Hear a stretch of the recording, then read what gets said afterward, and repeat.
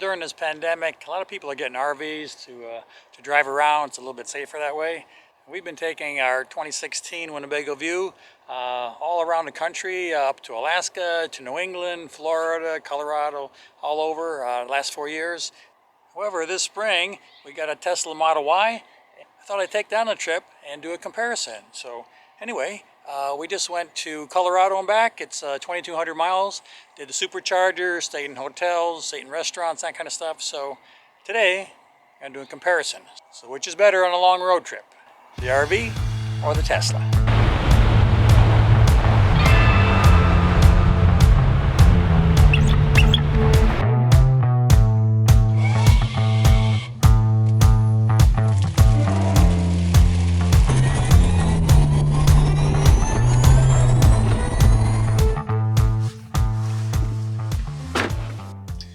Tesla EV wins hands down as far as it comes to ease of driving. You can drive 550 miles a day in here versus only 300 in the RV.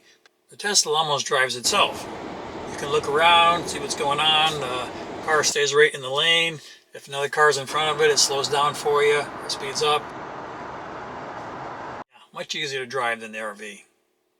Overall, the EV navigation is pretty simple. If you have a long trip like the Colorado, you put the destination in, it shows you all the places you need to recharge. So you can make a little adjustments, but it's really no-brainer. You don't have to be finding gas stations along the way. I do like using CarPlay in the RV. It's pretty nice. However, that 6-inch screen is starting to look a little small compared to the 15-inch screen of Tesla. While the View Navions are considered an easy RV to drive, yeah, they're still a large, slow vehicle.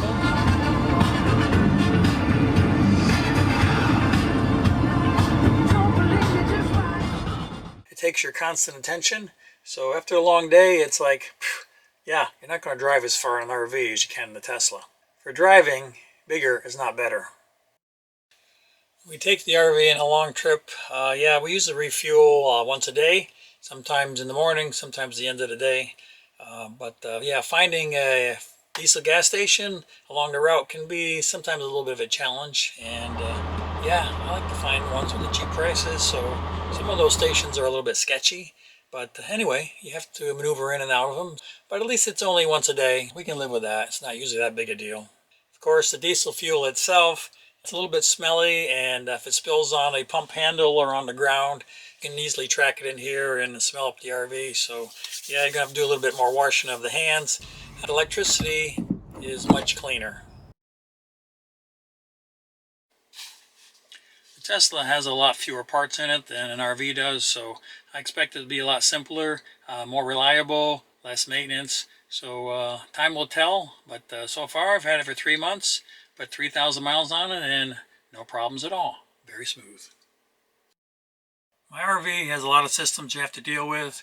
You have hot water, heating, air conditioning, the furnace, wastewater, dumping the tanks, all that kind of stuff. So yeah, there's a lot of things that can go wrong with it. I've made over 80 modifications to kind of make things a little more livable and the way I like them. A lot of things can happen with all these systems on board. As a matter of fact, on the last trip, the slide motor stopped working. What happened to the slide is actually the connector where it plugs in the wall there. It must have been a little bit loose, because after reconnecting a couple of times, the motor seems to work fine. So anyway, I got a spare motor now because I ordered one anyway.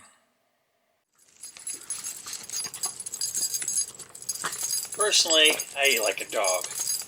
Meaning, yeah, I eat almost anything and I gobble it down like my hair was on fire. My wife has some food allergies, and so we have to be careful what we eat. So being able to cook and eat in the RV is one of the main reasons why we got the RV in the first place. It's a lot more convenient when you have all the stuff you need and you're not tempted by eating something that you really is not good for you. We're able to load up our refrigerator with enough supplies for 3 or 4 days. It's also nice to work out the grill, barbecue up some chicken or some hamburgers while we're in the campsite, enjoying the outdoors. So yeah, that's much better than eating in a restaurant. And it's a lot cheaper also. Our last EV trip was during the pandemic, so we tried doing some takeout, some restaurants. We'll be here for a while we have lunch. Maybe even take a nap. Usually ate in the car while we're supercharging. We did have a couple issues with that. Oh, that was... Sometimes the restaurant didn't get our order right. On the last trip, we stopped at a Denny's restaurant, and my wife ordered some salmon with broccoli. We got the fish, but no broccoli, and the English muffin was dry. No butter, no jam, nothing. So anyway, our bad for not checking.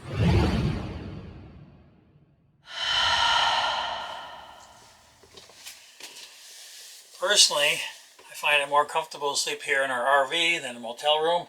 At least I know it's clean. There's not going to be any bugs or critters crawling around. So the RV walls aren't as insulated as well as motel rooms, so it can be a little noisier at night. Sometimes you get traffic along the road, or some yahoo driving their car around, or even trains going through, having to blow the whistle at the crossing. We use a white noise maker here, so that makes it pretty good, and really is not a problem in most cases. Hot weather in here can also be a problem. Yeah, running the diesel generator and the AC is a little bit loud at night. Yeah, it's located right under the bed. Sometimes the refrigerator has a hard time keeping up. But overall, it's better to have it than not have it. Yeah, we have to stay at the hotels. Sometimes the air conditioning is good. Sometimes they're noisy at night. They cycle on and off, so interrupt your sleep. Sometimes the rooms are nice, or sometimes they smell. Like at the casino we stopped in Prim. Yeah, I had a kind of funny odor and it was just kind of stanky, so yeah, didn't really like that stop at all. However, the shower in the RV is kind of small, and in the motel it was a lot bigger and nicer, so that was cool.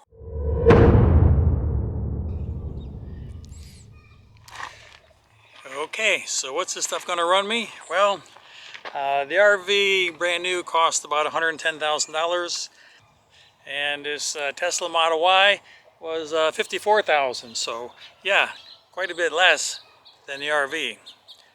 How about the operating costs? For the RV, I do my own maintenance, so it's costing me about 21 cents a mile to operate this. If you plan on taking this to Mercedes-Benz for service, probably add another $1,700 a year to that. For the Tesla, there's really no maintenance. If you take it on a trip, you'll probably be spending about 8 cents a mile for supercharger fees. While I'm at home, the solar charges it, so I'm spending maybe 2 cents a mile on electricity. The biggest expense for me is going to be the tires. These are custom-made tires for Tesla, and so they're going to be about $350 a piece, and they're only going to last maybe 20,000 miles, so you may be spending 10 cents a mile just to replace the tires.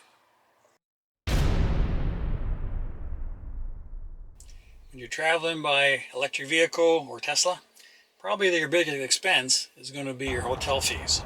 So on our last trip, we spent probably about $75 a night for a hotel.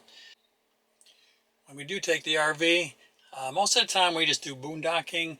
If we're traveling a long distance, we'll just stop at a Walmart or a Cracker Barrel or something, stay the night. They're really close to the highway, it's pretty easy on and off. That works great for us, but sometimes we do stop for a campground, especially when we have to do laundry. So those places vary from $22 a night up to a high of about $70.